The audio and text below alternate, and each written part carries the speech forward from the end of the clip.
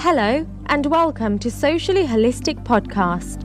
Socially Holistic helps coaches and holistic entrepreneurs and women in heart-centered businesses make sense of social media so they can build their own online network and get more clients. As a heart-centered business owner, you do amazing work. Holly's mission in life is to help you help more people. Help us help more women in business with a 5-star review of this podcast. Please leave one today over at iTunes. The more women who find out about this podcast, the more heart-centered businesses will be successful. Thank you. Hello and welcome to the Socially Holistic Podcast, episode 60. This is your host, Holly Wharton, and I'm here with today's special guest, Priya Rana Kapoor from PRK Coaching. Priya is a life and leadership development coach and author of the Balboa Press book, Give Yourself Permission to Live Your Life. Welcome, Priya. Thank you. I'm so excited to have you today. Oh, thanks for having me. So why don't you start out by telling us a little bit about your background? Okay, I grew up in the UK, and then my mother's American and my father's Indian, so I transferred to university in the US, the University of Southern California, where my mother went and my grandfather, and did my undergraduate degree in theater. Realized I wasn't going to make a living in that, and and then took on some other jobs, and then went back and did my master's in counseling psychology. So I have a master's in marriage and family therapy, and so I worked in the hospital setting for a long time with neuropsych and neurosurgery, and then I started learning about coaching, and I really like the forward-focused aspect of coaching. So I started to bring that. I was much more probably a directive therapist when I was working in the States. So then I just opened up my own coaching practice, and now that's what I do primarily in the UK and internationally. Excellent. So could you tell us a little bit about your business journey and how you got to where you are today with your business? Ooh, okay, yes, I can. Most of it, a lot of it is just finding out what you're good at and where your purpose is and what floats your boat and what comes across your radar and seeing what comes across, because I'm a firm believer that opportunities come across your radar, as it were, and you have to be in the right place to see them and take advantage of them. So I've got to say a lot of my businesses come because it's been presented to me, although I've had an inclination, a vision of, moderate vision, but I'm getting better at vision much, now. But it had an inclination of what I like doing and what I was good at and where people responded to me. I think that's the big thing. I think it's really, you can go through a business and start a business because you think that's what people need. I have sort of the philosophy is, yes, you see a need, but you find out how people respond and what people want, more than giving them what you think they need. Yes. So I would say that's a lot of my business was just sort of getting out there, meeting people, seeing who wanted to work with me, seeing what they needed, and giving them what they needed, and creating a brand around that. And that's definitely how the book came about. Oh, really? So now your book is called Give Yourself Permission to Live Your Life. Is that something that you have struggled with in the past, or is that just a common challenge that you saw in your clients? Definitely. No, it was definitely something I worked with my whole life. I didn't give myself permission to do a lot. And in so doing, I was sort of hidden by everybody else in a lot of ways, but not exactly. It's complicated, but and I go through that in the book. And I only go through that in the book to share my story so people actually give themselves permission to take a look at themselves. And so they can actually share their story maybe, and even if it's in their journal on their own, but to give themselves permission to be honest with themselves, because I'm pretty honest in the story that I have. But first of all, I did see that this was happening over and over and over again with my clients. They cared more about what other people thought. They wanted to do everything to make other people happy. And so I just suddenly thought, well, wait a moment, I'm doing this over and over and over again with clients. I could write a book about this. And which I have with some now clients. They read the book first and then they go, this is my issue. And so we work on that. So it's a much more targeted approach, which I like. Yes, excellent. And that must really help you as far as working with clients, because if they've come to you having already read your book, then as you say, they can say, I'm struggling with this and not that or that. So it's like they've already come to some stage of awareness as to how they're not giving themselves permission in their life. Yeah. It's the psychoeducation part, because in psych we have this, what we call, therapy, that in the beginning you're educating people. And I can educate people in the book, and then they come and go, I never looked at it that way. Now, how can we work on this? And then we work on specific examples. And so it just makes it less expensive for people. which that's my philosophy. My job is to work myself out of a job because people have reached their goals. Exactly, rather than keeping people on for months and years. And no, not for me. Not. That's just the way I work there. So what are some of the biggest challenges that you've had to overcome in building your business? Well, believing that I can do it. I think that's one of the biggest challenges, that I'm worthwhile. I mean, the first chapter in the book is Give Yourself Permission to Know You Matter. And I think definitely in the beginning I was like, yes, I'm really good at this, but am I? And so that was a big challenge, just to believe that I was okay to be in this space. Not that I was the best in the world or anything, but that I was just as deserving as anybody else to be in this space. So I think that was the first thing to overcome, to actually believe that I was a life coach. Actually believe that the work I was doing was my purpose. So I come from a much more holistic side. But then as soon as I got into that space, clients started to come and the word started to get out. And I started to, work with people successfully, and they went through the process of gaining strength and gaining self-worth, and that was good for me. That's all I cared about. That's all I care about is serving the client. So as soon as I realized that I was allowed to be in that space and I was allowed to serve the client, and it was their journey, then things started to really pick up. Wow, that's amazing. See, my next question was going to be, was there a tipping point in your business? But it sounds like you've already clarified that. Yeah. So it's all about believing in yourself. Yeah. Not that I was, the best in the world or anything like that, but actually that I had something to offer that could help people. And not in a way that, because I talk about this in the book a lot, being, putting yourself last for everybody else. That wasn't it. I was actually putting myself first because I was doing the training. I've done a lot of training. I've done a lot of reading. I've done a lot of work to get to this place. So I was putting myself first by believing that this was the way I could help people, the way I wanted to make a difference in the world. Excellent. Yeah. So about how long ago did you come up with this idea to write your book? About 2 years ago now, just over 2 years ago, I think. I knew I always wanted to write a book. That was the thing. I knew I always was destined to write a book. And I was getting itchy feet because I was like, I don't know what to write about, but I know I'm supposed to. And so I tell this in the book again, the story of I was thinking, okay, I'm going to write a book on empowerment, people empowering themselves, personal responsibility. And I was at dinner and I asked these friends of mine that are big marketing people and things. I said, I want to write this book on empowerment. I've started it, but there's something I'm missing, a crux. And one of them simply just said to me, well, what's the one thing that gets in people's way of empowering themselves? I said, well, they don't give themselves permission.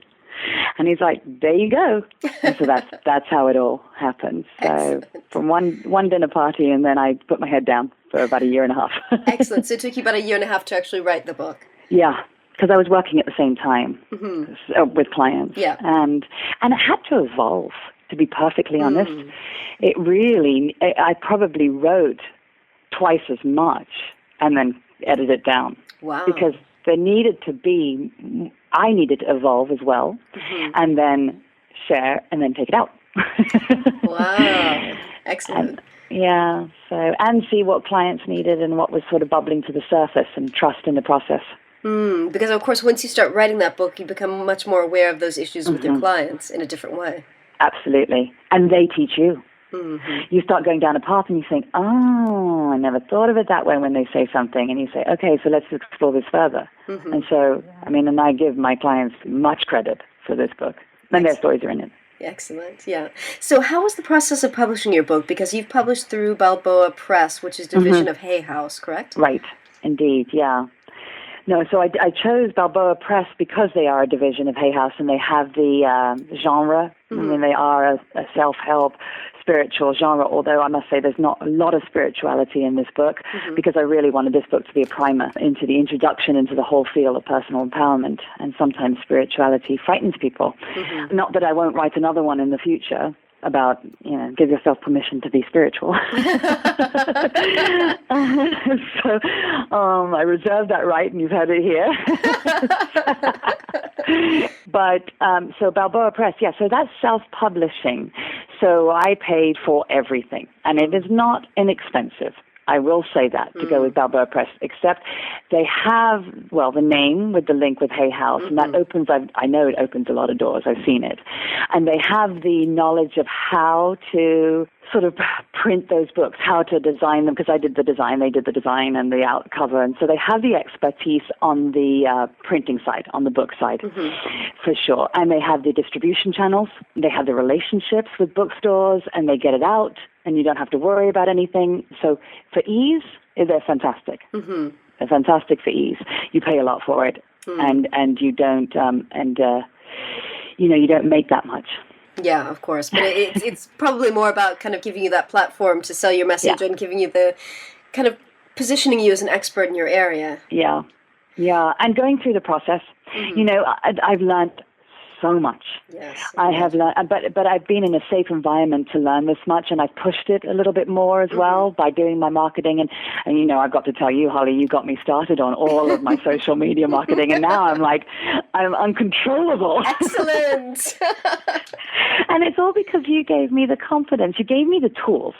And that's what I think this book is also about, is giving people the tools, and then they go where they want to go. Yes. So you gave me the tools, you gave me the confidence, you provided me with a safety net, as it were, and then I went on, and I made it me. I made it my style. Yeah, exactly. Yeah. Excellent. So if you end up writing a second book or more, would you go with Balboa Press another time, or would you try to self-publish on your own? That's an interesting question. They certainly have the platform, as it were. My thought is actually to do my own publishing company, and that's not against Balboa Press. What my vision now for Give Yourself Permission, it's trademarked and everything in the States as a coaching platform and as a publishing platform, because I want to publish other people's books in the same vein. Excellent. Yeah, and again, this is probably the first time I've said this out loud, too. Excellent. You heard it here first. Because, and this is the thing, Holly, I've always loved working with you, even though we haven't worked that much together, but there's a whole chapter in the book called Give Yourself Permission to Know Your Dream Team. And these are people that you have believed in you in the past, and that believe in you currently, and that you work with, people that are important to you, and that you help as well. And so I'd say you were a dream team member. Oh, thank you. But, and this is the thing, I want to sort of create a platform for other people. I have a firm belief that everybody has a story, and everybody wants to know they're not alone, And so that's why I want to publish other people's books, or a magazine, which is what I'm working on right now. So I will be asking people for submissions in the vein of Give Yourself Permission. Oh, excellent. Yeah. And they say that everyone has a book inside them, so. Or an article. Yes. Or a story. And not everybody. It's taken me. I'm not married. I don't have children, and so this book was my heart and soul for a year and a half. I don't see how people can really do this. They do with children and other things, but it takes a lot. Yeah. It takes a lot. Yeah, and I can imagine. Now, did it take more time and energy and effort than you thought it would at the beginning? I don't know what I thought in the beginning, to be perfectly honest. Again, it comes back to this calling.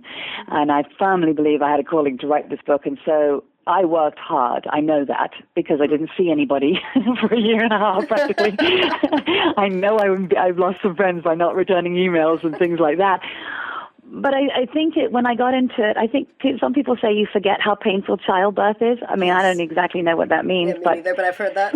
Yeah, I know, exactly. And so I think I was just in the flow, and I couldn't not write because I saw a bigger purpose and a bigger place for it in the world. And I know that sounds kind of cheesy, but that's what I felt. So I just sat down every day, and it was what I wanted to do. It was my purpose, and made me happy. And I lost time. Yeah. I mean, it was my friend. Yeah. And that was the really funny thing. At the end of when I submitted it, I was like, well, who am I going to talk to every day? Excellent. I love that. I've never heard of anyone talk about their book as a friend, but I think that makes perfect sense. I know. People are going to think I'm weird, but I'm not. It is. It becomes your friend. Especially when you've got client stories in there too, and you've told your story, and you're sharing sort of things you're excited about. So. Yeah. So you've got a number of things coming up from your website for your book. It says that you've got e-courses and more e-books and playlists coming up. Could you tell us a little bit about what you have planned? Because you've got this whole kind of world around your book that's going to be birthing out into the world. Yeah, no, and I've got to, and I'm trying to get that. I'm just trying to get the book out now. I've got a PR campaign coming up. But no, what's coming up, the playlist I've got to do, that is just is shocking that I haven't done it right now, because I say in the book, do some playlists for mindset. It's one of the exercises, because the book has little exercises in it. Nothing serious, just fun ones. But it's like, if you need a playlist to boost your happiness, make one, and no one has to hear it, because this whole book is all about the quiet side of empowerment, that you don't have to show the world. You can do it quietly. And so what better place to do that on your iPod, as it were, or whatever. And so, so I said to people that I would put mine up, and I just haven't yet. So that's that. And then the e-courses, I'm working on an e-course right now with someone, a good friend of mine that I've known for years and years, who's a teacher. And so it'll be more in the learning vein. And so it's looking really great right now. I just have to do some of the videos, and really excited about that. And ultimately that can be like a mentoring program too. So. Yeah, so there's that, and then the other publications, I'll write probably some more books, but what I want is other people to write books, and smaller ones, not the 65,000, 70,000 words, but the 20,000 words, so they're pocket ones.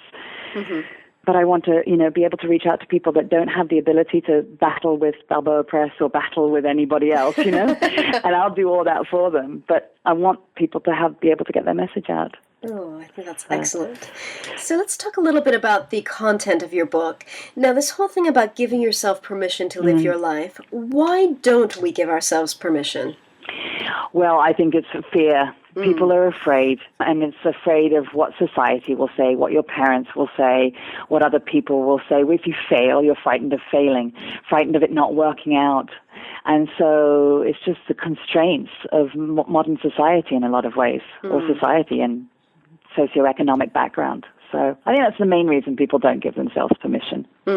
Yeah, that makes sense. It's like we're so caught up in, and I think I've gotten over this to some extent, but I do remember from, early parts of my life just being really, really concerned with what people thought of me, and what people thought of what I said, and what people thought of what I was doing, and you can just get all wrapped up in that, and completely, to the point where you completely forget what it is that you want.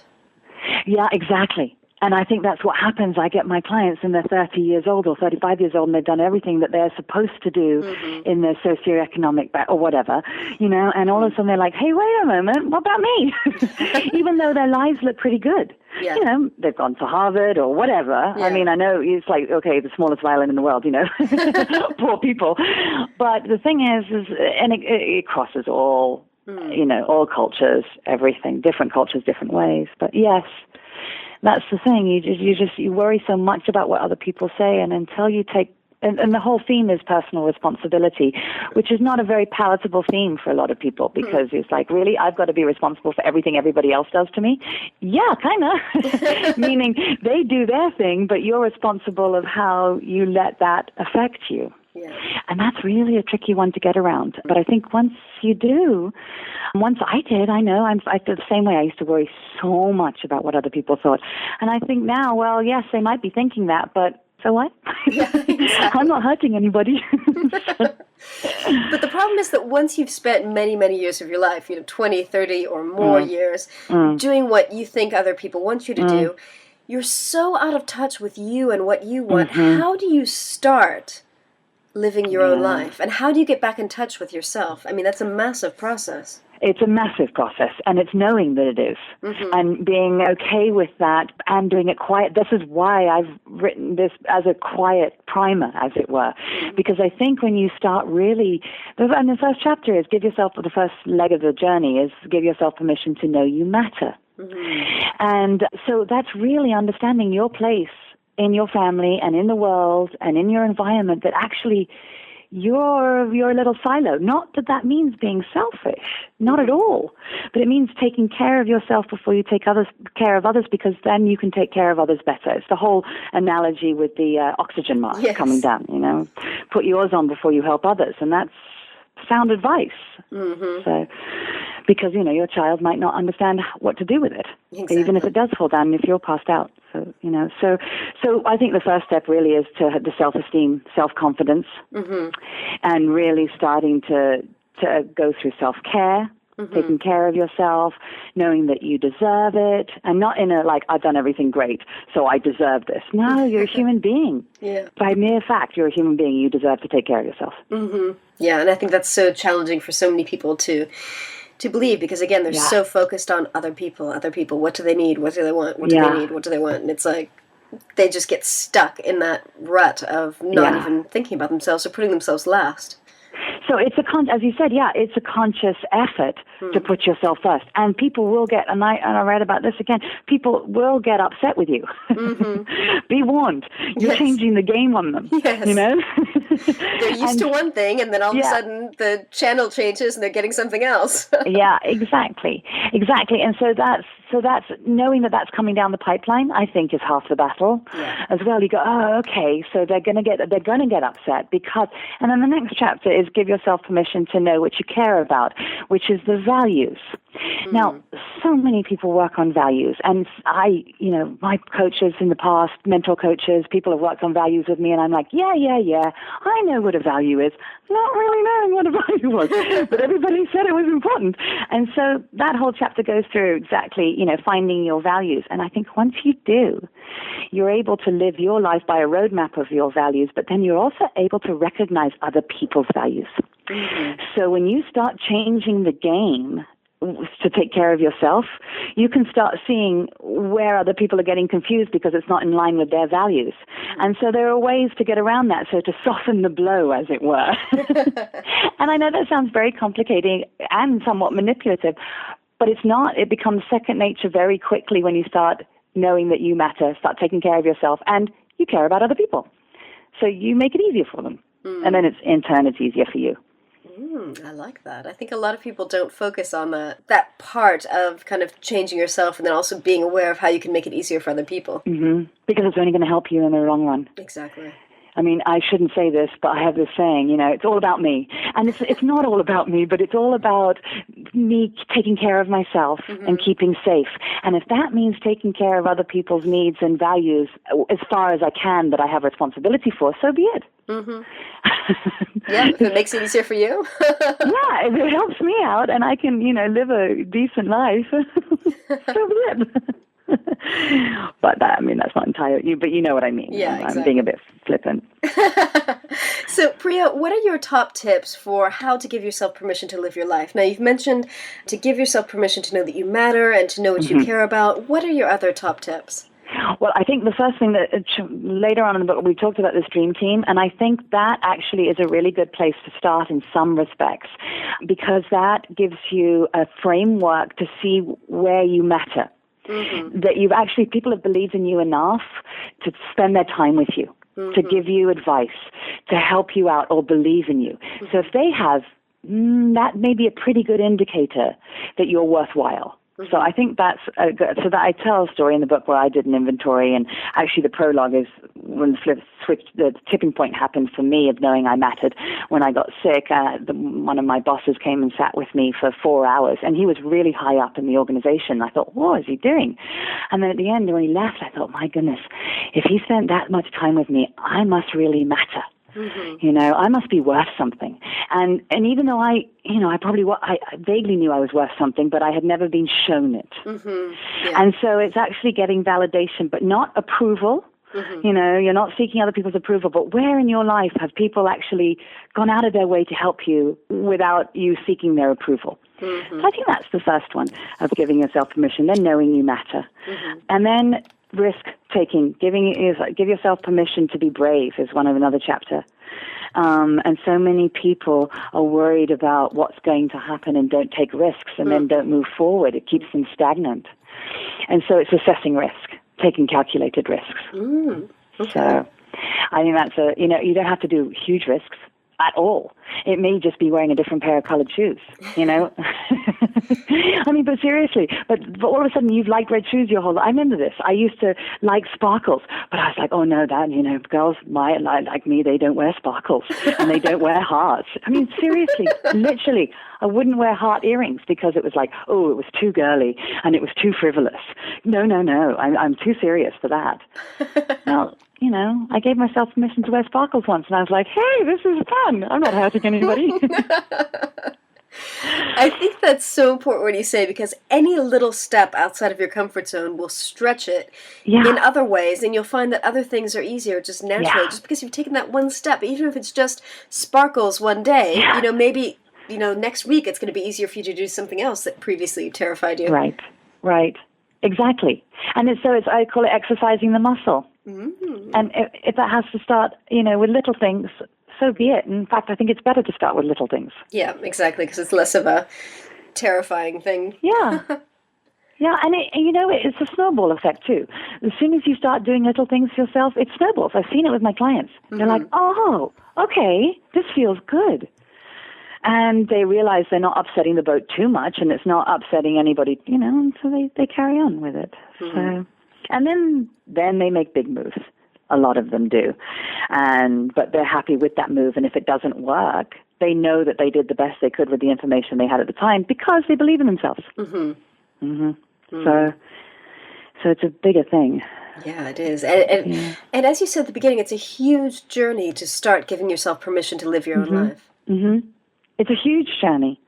And, as Louise Hay says, awareness is 50% of growth. Yes. And that's the first quote I have in the book. And I think so there is a lot of psychoeducation or awareness in this book. And so people can go, oh, okay, that's why I'm doing it. Or, yeah, I recognize that. Okay, I'm allowed to do something different. So instead of just jumping in, and this is again why I wrote this book, I think there's a lot of, it's the precursor to all the whiz-bang, the great stuff, the great empowerment stuff that is out there. Mm-hmm. I think lots of stuff has to be done. A lot of growth and a lot of awareness and a lot of understanding has to happen internally. And it doesn't have to take forever, and it doesn't have to be painful. It can be fun, and that's why I wrote this book. But then at that point, people can say, oh, you know what, I want to know more about this or that. Mm-hmm.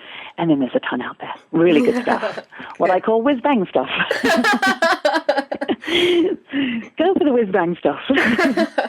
So our listeners are mostly women who are already in business. So presumably they've at least given themselves permission to start their own business and to do something that they're passionate about. What kinds of things do you think that women in business who have already kind of come to a certain point, what do they need to be aware of so they give themselves more permission to do more things? I don't know if that question quite made sense. No, it does make sense. And I know what you're saying. I think it's how can they move forward? Yes. And I think it's an everyday struggle of giving yourself permission. Not struggle, but everyday joy or responsibility or, I'm trying to find the word. It's a gift, really, to be able to, every day, to have that choice. Mm-hmm. And that's what I have talked about as well, is the freedom that taking personal responsibility and giving yourself permission to move into that gives you freedom of choice. And we're lucky in this world. Mm-hmm. If anybody's listening to this, the chances are pretty good that they're in an environment where they do have choice. And so it's understanding that and being happy where we are, but not, okay, that's where I'm going to stay, but pushing the boundaries. And I think that's the big one. And I think a lot of the time we think, oh my gosh, we are so lucky and we could be living in a shack or, or whatever. We are so lucky. I don't dare ask for more. Mm. So, and I talk about that somewhere in the book, or, God's given me so much, or whomever or whatever has given me so much that I'm only tempting fate by asking for more, or when will my luck run out? Oh, wow, yes, that's a dangerous one. It is, yeah, and I think sometimes with business we ask, and it has a lot to do with money, and there's a lot of fear around money a lot of the time, and so, I don't know, I think for me it's trying to get outside of myself.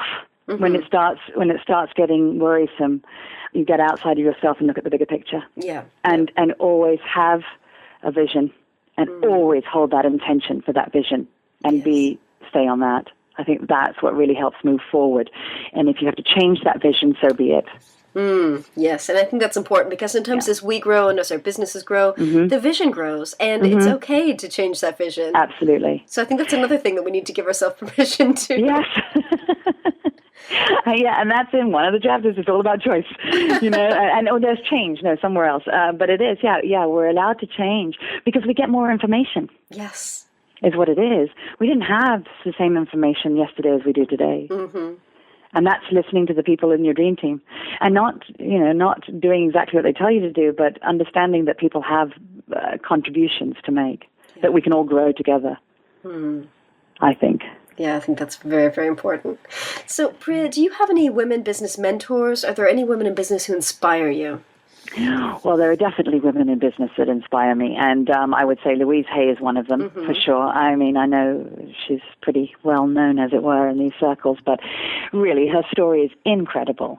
And to start Hay House at 60, I mean, how many people give themselves permission to start a business at 60? Exactly. And she's, 90-something now, 93 now, and she's only just stopped traveling, and, she still travels in the United States. And then the other person, and I know these are pretty obvious people, but there's a link between them. Is the other person is Oprah, and what they have in common is that they have created platforms that other people to enrich other people's platforms and to enrich other people's word. Yeah.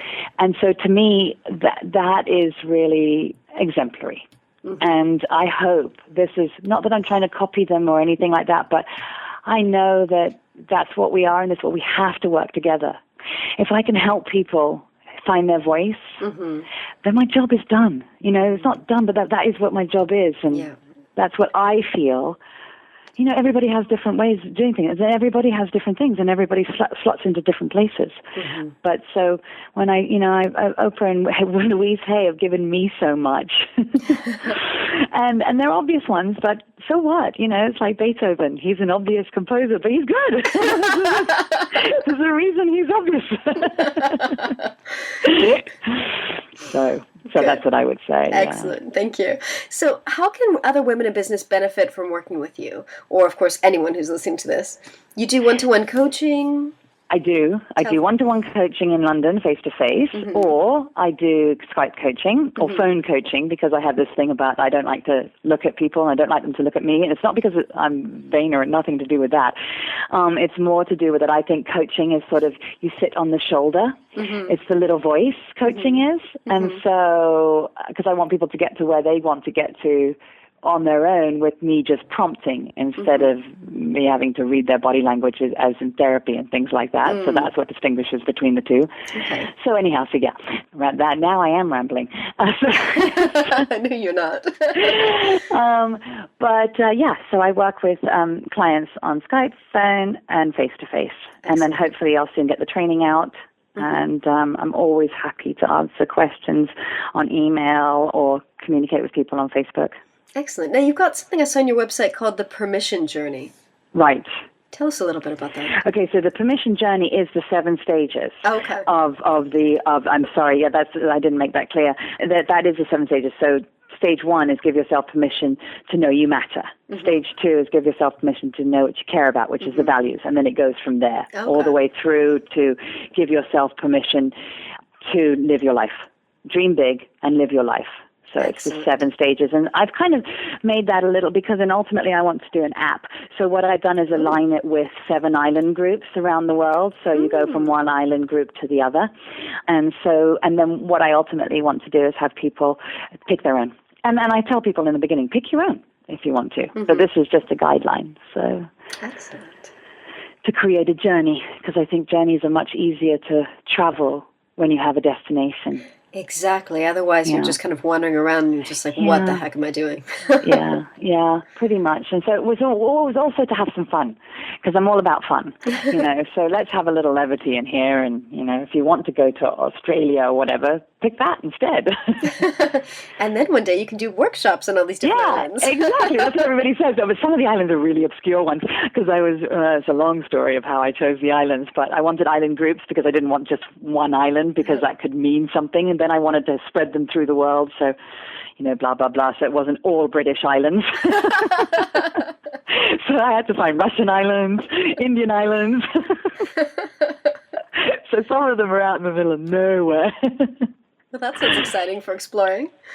Sorry? That sounds exciting for exploring. Yeah, exactly. I don't know if they have planes to some of them, but there you go.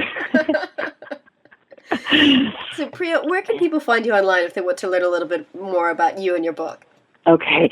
No, I've got the book website the whole shebang website is www.gyspermission.com.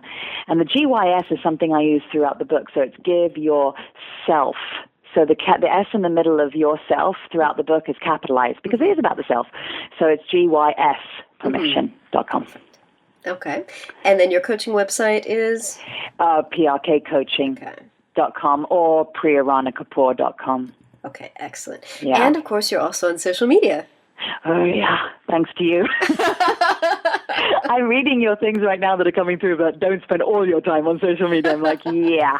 And you're like, about outsourcing. I'm like, yes, I'll outsource, but I know that I have to know about it first. So, yes, I'm all over Facebook, all over Twitter, Instagram, Pinterest, SoundCloud. Oh. Yeah, because I do audio blogs. Okay, great. So I do those on SoundCloud, and I've done an audio book. So I've done the audio, I read it, and so there's samples on SoundCloud for that. But everything's linked from the gyspermission.com. Excellent. Well, thank you so much for joining us today. Oh my goodness, thank you. It was such a thrill for you to ask me, and so nice talking to you. Lovely talking to you too. And thank you for listening. And remember to visit sociallyholistic.com/SHP60 for the show notes on this episode. Thank you. Thanks so much for listening to the Socially Holistic Podcast with your host, Holly Wharton. Please help us help more women in business by giving us a 5-star review of this podcast. The more women who find out about this podcast, the more successful businesses there will be. So please leave a 5-star review today over at iTunes. Thank you.